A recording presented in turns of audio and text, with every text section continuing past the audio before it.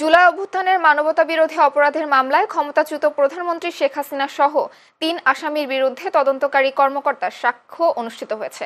এছাড়া আশুলিয়া ৬ জনকে গুলি করে হত্যা ও মরদেহ পোড়ানোর মামলার সাক্ষ্য গ্রহণও হয়েছে আজ।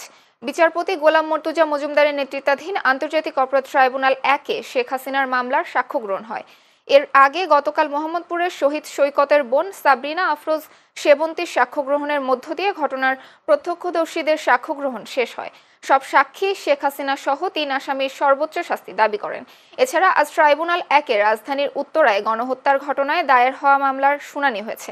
এ সময় ঢাকা উত্তরের সাবেক মেয়র আতিকুল ইসলাম সহ বাকি আসামিদের ট্রাইব্যুনালে আনা হয়। কক্সবাজারের মানবতাবিরোধী মামলায় আলোচিত সাবেক এমপি বদি ও সিলেটের মামলার অতিরিক্ত পুলিশ সুপার সাদেক কাউসার দস্তগীরকেও ট্রাইব্যুনালে আজ হাজির করা হয়েছে।